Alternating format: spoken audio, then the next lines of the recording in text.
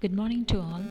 I am Mrs. N. Abhinaya, Assistant Professor, Department of Physics, Sri Adi Sunchanagiri Women's College, Kambam. Today I am going to discuss about the various memory devices in computers. In computers, memory is the most essential component for the normal functioning of any system in order to store data, to perform calculations, to do complex operations, etc. We know that almost all our information and data is stored in the hard disk within the CPU. The hard disk drive, hard drive has the most extensive memory in the computer system. Computer memory is of two basic types, that is primary memory and secondary memory. Primary memory is classified into RAM and ROM, and the RAM is classified into SRAM and DRAM, and the ROM is classified into programmable ROM, that is PROM, and EPROM and EEPROM. Primary and secondary computer memory. Primary, as discussed earlier, it is classified into RAM and ROM. The primary memory is also known as the system memory, whereas the secondary memory is called the storage. The secondary memory is physically located within a distinct storage devices such as hard disk drive or a solid state drive.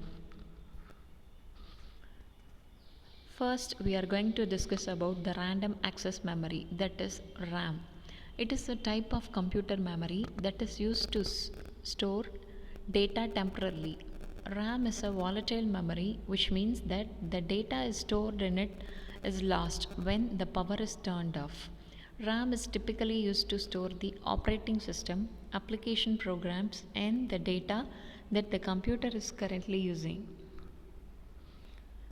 And the types of random access memory, which includes SRAM, that is static RAM, dynamic RAM, that is DRAM.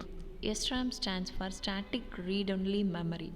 It is a type of semiconductor which is widely used in computing devices as well as in microprocessors. Dynamic RAM. DRAM stands for dynamic read-only memory. It is made of capacitors and has smaller data lifespan than the static RAM. Advantages of random access memory. So first one is speed. RAM is much faster than other types of storage such as a hard drive or solid state drive, which means that the computer can access the data stored in RAM more quickly. And the second advantage is the flexibility. RAM is a volatile memory, which means the data stored in it can be easily modified or deleted. This makes it ideal for storing data that the computer is currently using or processing. Depends on our need, we can delete and easily modify the information. So that is the important advantage of RAM. And the next one is capacity. The capacity of RAM can easily upgraded, which allows the computer to store more data in memory and thus improve performance.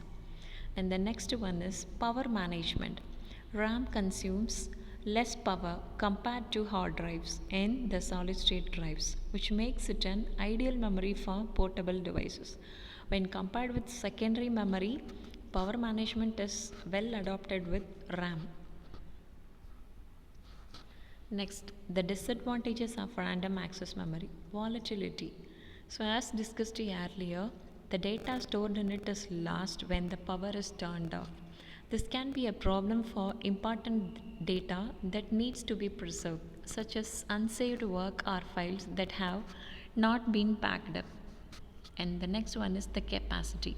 The capacity of RAM is limited, and although it can be upgraded, it may still not be sufficient for certain applications or tasks that requires a lot of memory. Cost.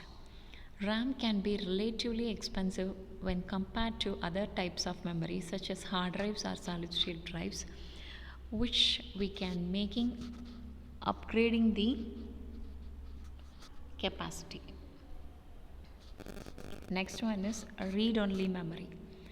ROM, that is read-only memory, is a type of computer memory that is used to store data permanently that does not need to be modified. ROM is a non-volatile memory, which means that data stored in it is retained even after when the power is turned off. ROM is typically used to store the computer BIOS, that is basic input or output system, which contains the instructions for booting the computer as well as the firmware for other hardware devices. Types of read-only memory. It is classified into three types, that is programmable read-only memory, erasable programmable read-only memory, and EEPROM. PROM. It can be programmed by the user. Once programmed, the data and instructions in it cannot be changed. And the second one is erasable programmable read-only memory. It can be reprogrammed to erase data from it, expose it to ultraviolet rays, to reprogram it, erase all the previous data. And EEPROM, electrically erasable programmable read-only memory. The data can be erased by applying an electric field without any need for ultraviolet light. We can erase only the portions of the chip. And the final one is MROM, that is mask ROM. It's a kind of read-only memory that is masked off at the time of production. Like other types of ROM, mask ROM cannot enable the user to change the data stored in it. If it can, the process would be difficult, or otherwise it will be slow. Advantages of read-only memory: non-volatility, reliability, and power management. ROM is non-volatile memory, which means the data stored in it is retained even when the power is turned off. This makes it ideal for storing the data that does not need to be modified, such as the BIOS or firmware for other hardware devices. Reliability, because the data stored in ROM is not easily modified, it is less prone to corruption or errors than other types of memory. Power management. ROM consumes less power when compared to other types of memory, which makes it an ideal memory for portable devices. Disadvantages of read-only memory: limited flexibility. ROM is read-only memory, which means the data stored in it cannot be modified. This can be a problem for applications that need to be updated or modified according to our needs. And then limited capacity. It is typically limited, and upgrading it can be difficult or expensive. Cost. ROM can relatively expensive when compared to other types of memory such as hard drives or solid state drives, which can make the upgrading the memory of a computer or device more costly. Thank you.